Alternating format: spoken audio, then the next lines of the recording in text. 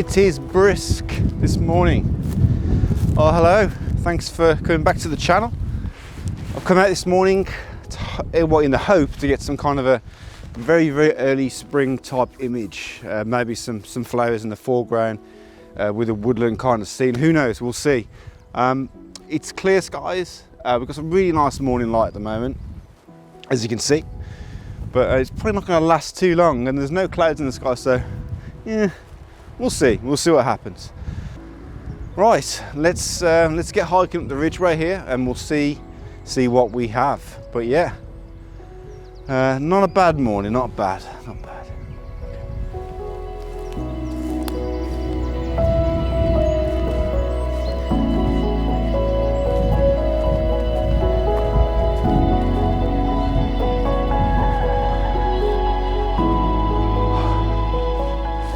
If any of you guys follow me on Instagram, links at the bottom of the screen, you may remember this image.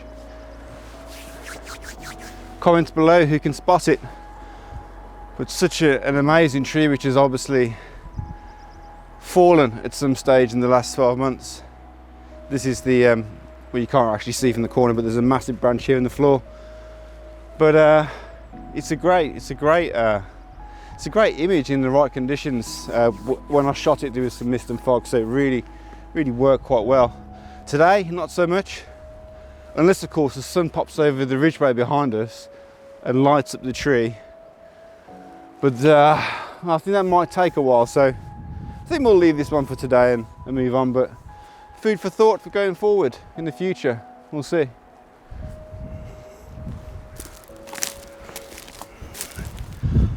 Guess I've spotted a really nice scene just as I was walking along the pathway here. The sun is just coming above the peak, the ridge line here, and it's just peeking over the brow. And as a result, as you can see, all the trees are starting to become lit up. The majority of the trees here are pines, as you can see, but just here in the middle, there's a really old oak tree which I have photographed before, but in these conditions, it looks really nice. Essentially. Not sure how much of it you can see. I'll put a small clip up in a moment, but the light is just touching the tops of the trees, and it just looks really nice. So the way in which I'm framing it up, I'm not quite sure how to go about it. Whether to just do one portrait frame. I've got two trees either side, which are also lit up and look quite nice. The other type of shot I've tried to do is a panorama, so two portrait shots alongside each other.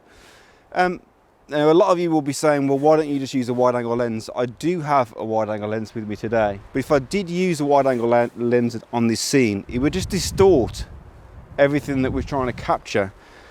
And this method, which I do use quite often, allows me to capture a wide angle but with that compression that you get with a telephoto lens. With a telephoto lens, everything is immediately viewable in the image, where with a wide angle it's kind of distorted and everything in the far background becomes small and less effective, and it just doesn't look as good in some situations. Now, the wide angle lens is great for certain conditions, but this one not so much so. So the light is changing quite often. The light is touching the tree in different ways on the tips, on the lower parts. And I've taken a few different shots, different exposures, underexposed and just properly exposed. And when I get back, I'll choose which ones I like best. But that's kind of how I'm thinking. So the settings I'm using are, I'm shooting at f8, ISO 64, and I'm on about 1/15 of a second currently. My focal length is 85mm, and because I'm using a relatively telephoto type-ish lens, I am using a shutter release just to eliminate any camera shake. The worst thing that can happen is you come across the best scene, you know, you can't wait to take the photo and get back and view it and edit it and everything else.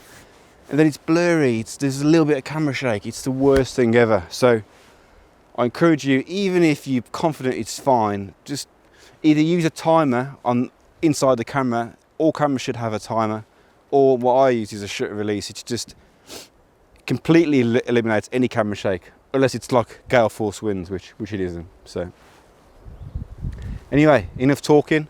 Let's take a few more shots, and we'll move along the ridgeway to see if there are any similar shots, because it might work. But yeah, quite pleased with that.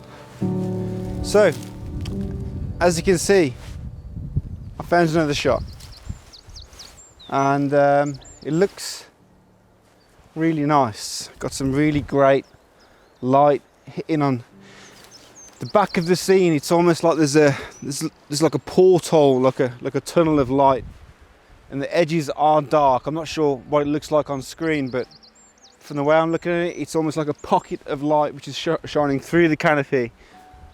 We've got the tree on the left hand side, the big oak, which is framing over the top, and in the far distance we've got another big oak which is being caught by that morning light, and it just looks brilliant, and I'm trying my best to capture it. However, you probably can't see here, but there's logs and all sorts here. It's all covered up, and it's pretty sketchy, if I'm honest. So let me just get back up onto this ridiculous point of view. Much like the last shot, I'm going to do vertical panos, but this time I'm doing 3, because it's such a large scene. I want to make sure that I've captured everything that I want to be caught in the scene. So the 3 main principles of this image are the 2 trees, one on the left, one in the back, and third and finally the light. Now it's not changing too much, it's holding up quite nicely, so I want to sit here and try a few different settings, but I think the one which is going to work is f8, and then I'm taking multiple exposures. I've got my histogram on screen to make sure that I'm not blowing out any highlights or crushing any shadows, and all in all, this is the one that I'm excited about the most from today. At the moment I'm trying some f11 shots, and I may even try some really low aperture shots, so like f4, just so that I can see if there's any chance of increasing the separation in the image, because that's one thing to think about with woodland photography that I have commented upon in previous videos, is that you need to kind of dismantle the scene and make it pleasing to the viewer, and to do that, separation is key. If you've got every single tree, you know, the clarity's bumped up, the sharpening's bumped up, everything's sharp and contrasty, it's too much. It's too much for the viewer to take in, and it doesn't express the atmosphere of the shot that you're trying to produce. It just doesn't. It's not reality. So try and keep soft light, try and keep your main subjects sharp and contrasty, but everything else that you don't want the eye to be drawn towards, try and keep them soft. And you can do that in post-processing. It's not all about f-stops, but if you use a low f-stop, then you're essentially, you know, taking the viewer's eye to the correct path in the image, whatever the subject may be.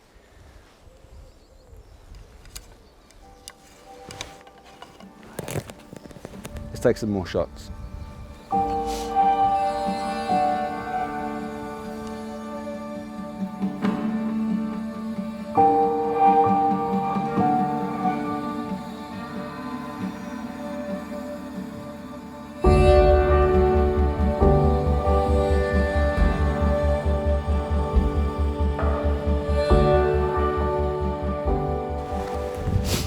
Whew.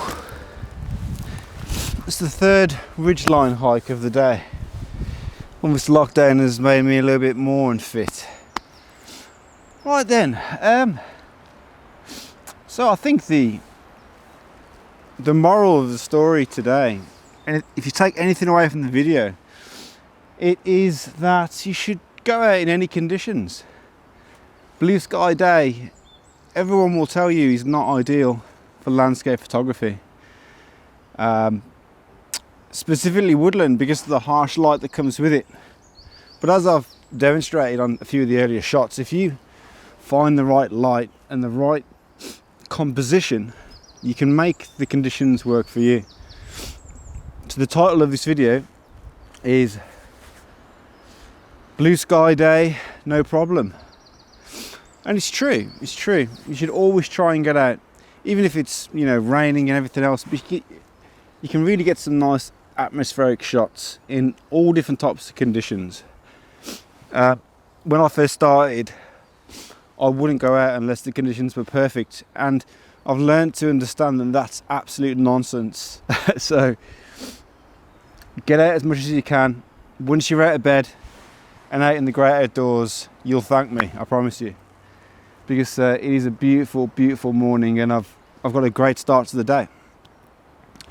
So I've taken 2 images which I'm reasonably happy with, the last one more so, and I'm going to have a walk around now to see if there's anything else. But yeah, the light is getting quite harsh now.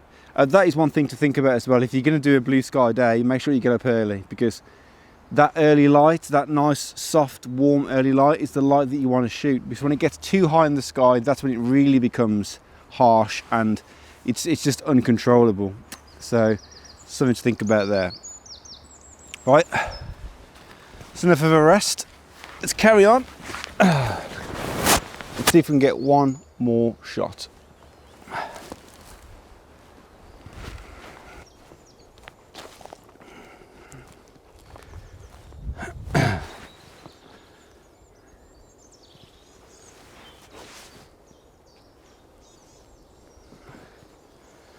I think we have our final shot.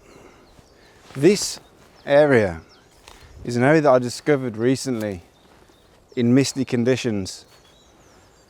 The light was coming through the canopy behind me onto these small birch trees, and it just looked amazing. And I did think about it this morning, but because it's a blue sky day and there's a little bit of wind, no chance of any mist or anything like that, I discarded it. But I've come back on the way back to see if there's anything here, and I think there is. Now, don't get me wrong, I'll put the image up on the screen around here somewhere of one of the last images that I took here. The conditions were brilliant, honestly, and it's not a shade on that, but we can get a different kind of image. And I think the reason why this scene works, especially with morning light, is because the sun comes up in this direction here and shines down into this little dip, and you can see that there's separation immediately. Just going back to my earlier point, there's separation, and separation creates atmosphere, and it just helps with creating better images. Now, by separation, I think it's pretty clear from what you can see in the video, but the birch tree branches are all lit by the light. But in the background, the sun hasn't got there yet, so it's quite dark and dull. And that's fine, because it helps bring the subject to life through the image. Now, I'm saying this is going to be a brilliant image, but I haven't taken a shot yet. But I think there's something there, so we'll give it a go.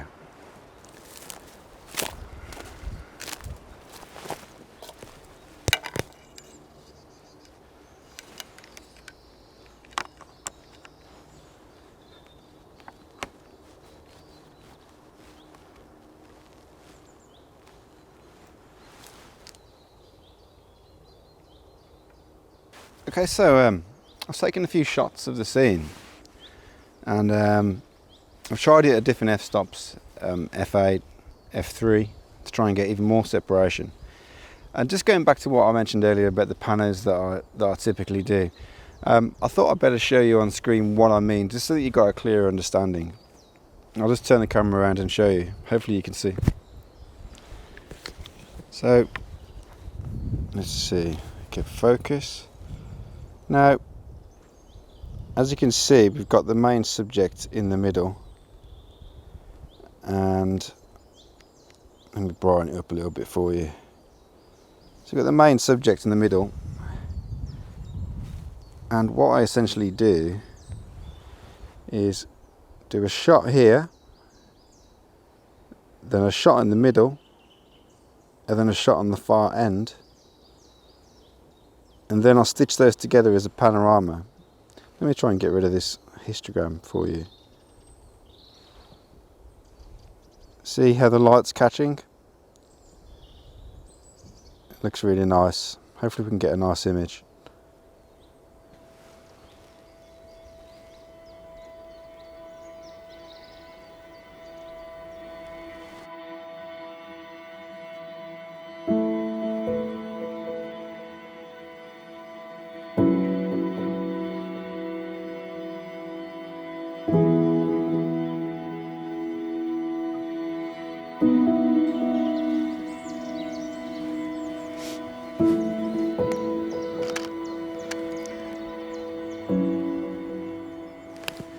Well, I think I'm pretty happy with that. Pretty confident we got an image. Before we go, I've got one more idea, and it's something that I've been doing only recently. And it essentially is taking photos of the canopy and not your typical woodland shot with the full tree in the ground and everything else in it. I'm starting to realise that there are shots with just shooting the canopy, especially in great light like this. There's a few on my Instagram page that you might have noticed where I've really zoomed into the canopy and just kind of framed up branches that are just, you know, working through the image. And if you spend the time and work out the ins and outs of the photo and what works best, you can create some really quite striking images. And I think there might be one here. So what I've done is I've zoomed all the way into that last shot, just on the upper branches where the light is really hitting those the twigs and everything else that are coming off. This is the type of image that you can typically only get in winter, I find, or spring, because there's no leaves really. If it was full of leaves, I don't think it would work as well. It just looks like a firework on the back of the screen. So, well, anyway, it might be terrible, but I'll put it up at the end of the video, and or in just a moment. And yeah, comments below, let me know what you think. I think that brings an end to today's video. We've got some decent shots in pretty average conditions. I hope you enjoyed the content, some of the images that I took. As always, if you enjoyed the video, I would really appreciate it if you gave it a like and consider subscribing also. It really helps me move forward with the channel and helps me build a bigger audience, you know. So I would like to, you know, get my videos out to more people. And with the algorithms and everything else that all the YouTubers talk about, it does make a difference. So if you enjoy the video, please give it a like and drop a comment or a question below, and I will answer. So that's it for today. Thanks for watching. I'll see you next time. Cheers.